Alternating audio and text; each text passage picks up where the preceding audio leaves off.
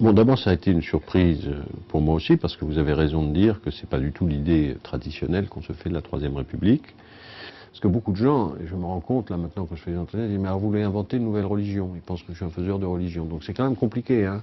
Non, c'est un travail d'historien des idées qui dit voilà, il y a la République française, il y a notre histoire de France, et il y a un aspect de cette histoire qu'on avait un peu occulté, qui nous amène sans doute aujourd'hui à poser des questions différemment. En fait, il y a une tradition à la fois politique et philosophique, peut-être religieuse, qui est la suivante. C'est très simple. La Révolution française a échoué. Elle a échoué d'abord en 93, 95, donc on a le retour, l'Empire, la contre-révolution, bon. Et puis une deuxième République, 1848. Celle-ci va échouer aussi terriblement dans les journées de juin, et retour de l'Empire, etc. Les républicains exilés s'interrogent pourquoi on n'y arrive pas en France. Pourquoi le modèle démocratique républicain qui est le nôtre échoue. L'histoire enquête, il y a quelque chose qui ne va pas. Bon.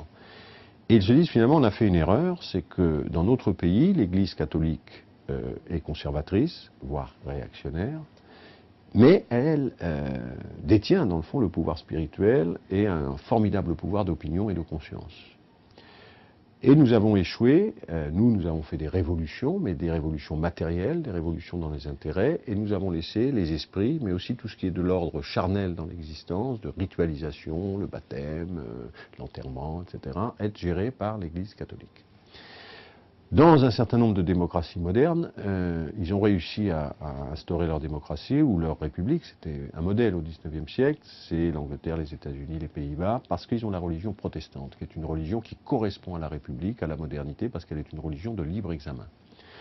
Mais en France, certains ont tenté d'ailleurs des vagues de conversion au protestantisme. Hein. Eugène Sue, Jean Bobéro raconte ça très bien dans ses ouvrages. D'un autre côté, le philosophe Charles Renouvier, par exemple, ça ne marche pas. Parce que, vieux pays. Donc il faut que nous inventions, pour établir la République, une spiritualité, voire une religion spécifique. Ça germe donc dans les milieux républicains, beaucoup dans les milieux francs-maçons, sous le Second Empire. Se constitue d'ailleurs, par exemple, une alliance religieuse universelle, dans laquelle on va trouver à la fois des catholiques libéraux, des protestants libéraux, des juifs libéraux, puisque toutes les religions sont un peu, enfin les dogmatismes sont en crise, mais en même temps des athées, des matérialistes, etc., portant un projet de religion universelle, de religion éclairée. Bon. Et donc en fait, ceux qui vont construire en grande partie, en tout cas l'école de la République, mais jouer un rôle déterminant dans la République, c'est le cas de Ferdinand Buisson, sont des gens qui sont venus à la République d'abord en étant des croyants, mais deuxièmement avec un projet spirituel, c'est-à-dire que la République, pour s'établir, a besoin de former sa propre religion, qu'ils vont appeler d'ailleurs, ça c'est un paradoxe incroyable, en tout cas une surprise, c'est un étonnement pour moi, jeune chercheur, la laïcité.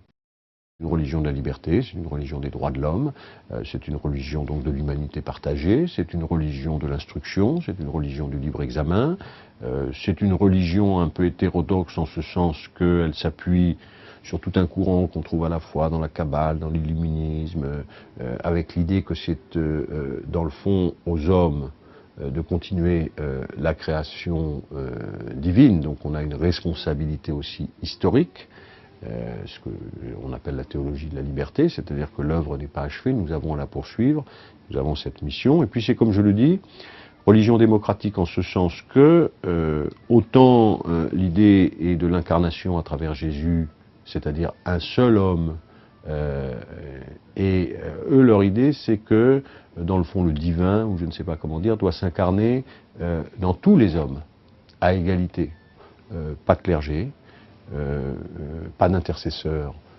entre Dieu et la conscience, pas de peuple élu non plus, les attaques très violentes de Buisson contre cette idée, pas non plus, si vous voulez, de théorie de la grâce, de l'élection, refus du péché originel aussi, donc c'est quand même assez particulier, mais ça reprend beaucoup quand même des religions de l'humanité, si vous voulez, qui se sont développées, disons, dans le milieu républicain et socialiste.